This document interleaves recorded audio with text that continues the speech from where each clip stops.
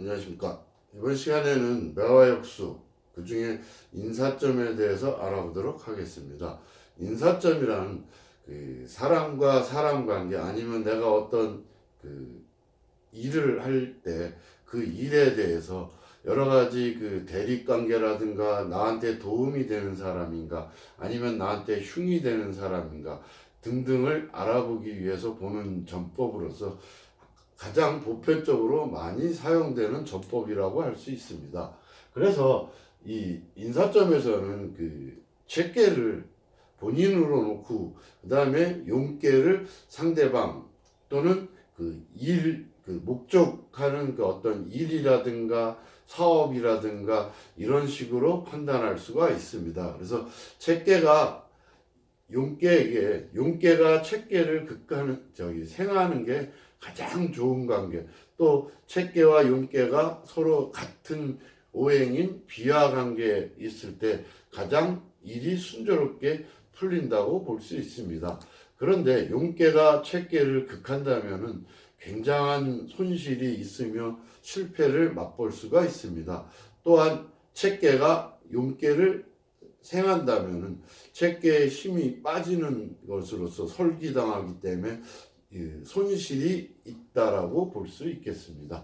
그러면은 일단 여러 가지 그 괴를 가지고도 그 상대방의 성격이라든가 아니면 어떤 도움이 될까 등등을 다 판단할 수가 있는데, 상계는 그 사람의 어떤 보이는 모습을 그대로 나타낸 것이고, 학계는 타고난 성격을 나타낸다고 볼 수 있는데, 예를 들면 중천건계가 있는데 상계도 건계고 학계도 건계입니다. 상계가 건계이니까 어떤 사람, 뭐 건계는 원형이니까 얼굴이 둥근 사람, 그죠? 그 다음에 중년 남성, 그 다음에 학계는 어떤 성격을 나타내는 데가 굉장히 점잖고 약간 좀 강직한 그런 성격의 소유자가 아닐까, 이런 식으로 어떤 괴를 가지고도 그 사람의 성격이라든가 그 생김새라든가 이런 것들을 다 같이 알 수가 있습니다.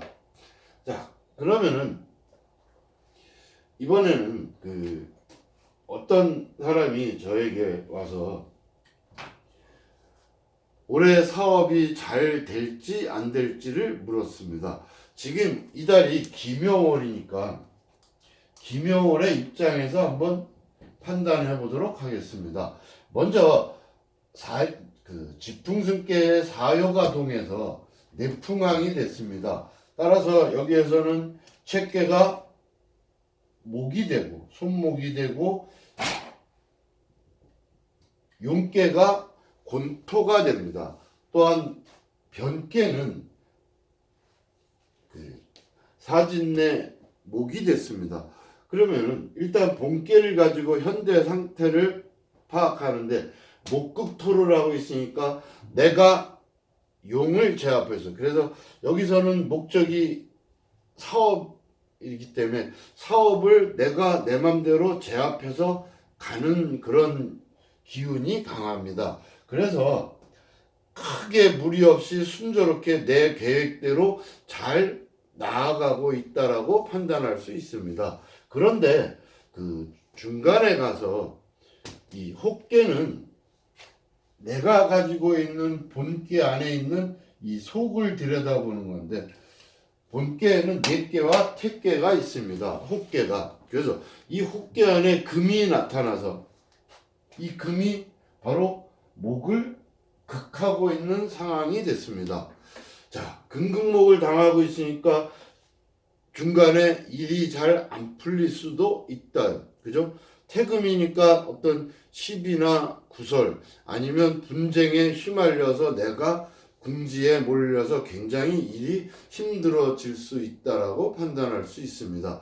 그런데 이 변계가 넷계로 바뀌었기 때문에, 사요가 동해서 곤계가 넷계로 바뀌었기 때문에 나중에 결과는 무리 없이 나와 같은 목으로서 비화되기 때문에 주변의 도움을 받고 여기저기서 나에게 협조적으로 환경 자체가 바뀌는 것을 의미합니다. 따라서 이분은 처음에 자기 뜻대로 잘 순탄하게 나아가지만 중간에 어떤 그 택계는 지금 학계가 책계인데 책계에서 나온 내혹계입니다. 그래서 이거는 어떤 내 주변에 내 아랫사람 아니면 그 사업하는 그 사람들 일원 중에 누군가가 문제가 생겼다라고 판단할 수 있습니다. 따라서 택계이기 때문에 가장 어린 소녀, 그러니까 어떤 여직원의 어떤 실수라든가 어쨌든 내부적인 그 직원의 실수로 인해서 그 어떤 사업하던 일들이 금지에 몰리고 분쟁에 휘말릴 수가 있기 때문에 그런 부분을 잘 조심한다면은 크게 무리 없이 내께로 바뀜으로 인해서 주변의 환경도 내가 유리한 쪽으로 흘러가고 주변의 도움도 많이 받을 수 있다라고 사료가 됩니다. 또한 제가 처음에 그 기묘월이라고 얘기를 했는데 지금 이달에 그 월이 기묘월입니다. 기묘월은 바로 목기운이 강하게 형성되어 있기 때문에 이 본계 자체의 음기가 외부의 기운이 목으로서 왕성하답니다. 이 왕성한 기운이 태금이 오더라도 어느 정도 힘을 막아줄 수 있다라고도 판단을 할 수가 있습니다. 따라서 그 어떤 아까 얘기했던 그 내부적인 문제라든가 내가 그 사업을 하면서 안에 그 직원들이라든가 아니면 어떤 내부 관리에 신경을 쓴다면 크게 무리 없이 헤쳐나갈 수 있을 것으로 생각이 듭니다. 바로 점을 치는 이유는 여러분들이 잘 알다시피 피흉치길입니다. 그럼 언제 위험해질까? 그죠? 언제 도움이 될까? 언제 위험해질까도 알 수가 있습니다. 자, 태금은 바로 음력 7, 8월 달입니다. 7, 8월 달에 문제가 생길 수 있다. 이때가 뭡니까? 신금에 유금에, 그죠? 요때 조심하라, 그죠? 그러니까 요때 가서 딱 나타나는 게 아니라 언제부터 일어나요? 바로 미월서부터 문제가 생기는 겁니다. 왜?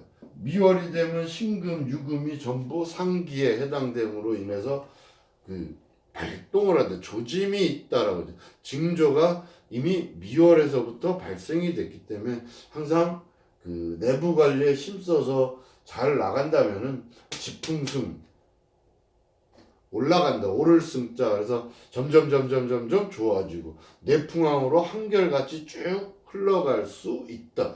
그럼 어떤 거예요? 내택김에 어떤 그 숨어 있는 문제, 그죠? 뒷거래, 바로 걔 상대로 그냥 풀어본다면 이건 여자 문제입니다. 그러니까 내가 사업하는 이 조직체의 여직원이라든가 아니면 내가 딴 데 가서 어떤 어린 여자를 만난다거나 이런 문제로 인해서 분쟁의 소지가 생기기 때문에 이 사업하시는 동안은 어떤 내 그 도덕성도 잘 지켜서 해결해 나간다면은 크게 문제 없이 한 해를 마무리할 수 있을 것 같습니다. 이렇듯 괴상으로 전체를 파악해서 어떤 일을 그 성세를 파악할 수 있고 그 다음에 팔개 하나하나를 가지고도 어떤 문제점이라든가 기륭을 하나씩 짚어낼 수가 있습니다. 그래서 매화역수는 바로 8개의 그 오행의 생극자를 가지고 점을 치고 두 번째는 변화를 따지고 세 번째 괴사를 가지고 전체적인 통변을 마무리하는 것입니다. 이렇듯 그 간단 명료하게 어떤 64개를 주역의 원전을 전체를 모르더라도 8개의 괴상 그 다음에 그 물상만 안다면은 충분히 초보자들도 쉽게 그 점을 활용할 수 있다고 판단이 됩니다. 따라서 제대로 된 그 채용론을 배우시기를 권해드립니다. 그리고 제가 이렇게 좀 느려서 자주 빨리빨리 못 올리는 부분 대단히 죄송하게 생각하면서 여러분들이 적극적인 격려와 성원을 해주신다면은 열심히 빨리빨리 올리도록 해보겠습니다. 많은 격려 부탁드리겠습니다. 감사합니다.